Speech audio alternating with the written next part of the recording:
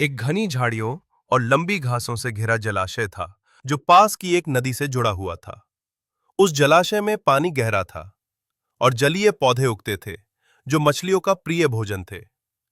इसी जलाशय में तीन मछलियां रहती थीं, अन्ना, प्रत्यु और यद्दी।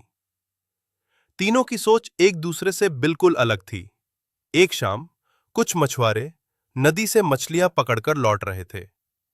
उनके जाल लगभग खाली थे और चेहरे उदास। तभी उन्होंने झाड़ियों के ऊपर से मछलीखोर पक्षियों का झुंड उड़ता देखा। हर पक्षी की चोंच में एक मछली थी।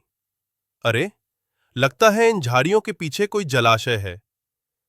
तीनों मछुआरे झाड़ियों में से होते हुए जलाशय तक जा पहुंचे और वहां मछलियों की भीड़ देखकर दंग रह गए।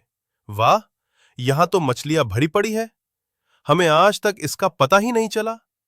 शाम हो गई है, कल सुबह ही यहां जाल डालेंगे। ये सब बातें तीनों मछलियों ने भी सुन ली। अब उन पर संकट के बादल मंडराने लगे थे। साथियों, खतरे की आहट साफ है। अब यहां रहना समझदारी नहीं। मैं तो इसी वक्त नहर के रास्ते नदी में जा रही हूं। जब मछुआरे आएंगे तब मैं दूर जा चुकी होंगी।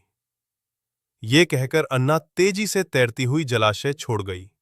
अरे, खतरा तो अभी आया ही नहीं है। हो सकता है वे आए ही ना। देखेंगे जब आएंगे।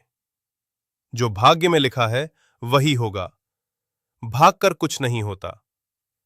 अन्ना तो जा चुकी थी, लेकिन प्रत्यु और यद्दी जलाशय में ही रहीं।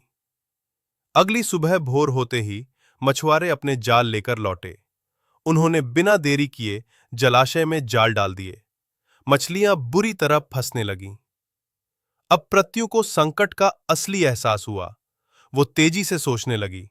तभी उसे याद आया, जलाशय में एक मरी हुई ऊदबिलाव की लाश तैर रही थी।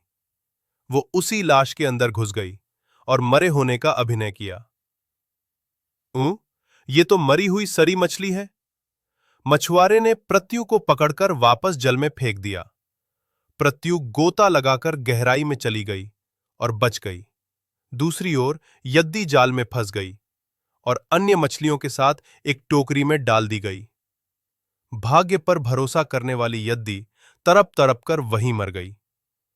भाग्य भी उसका साथ देता है जो कर्म में विश्वास रखता है। केवल किस्मत के भरोसे बैठे रहना विनाश का कारण बनता है।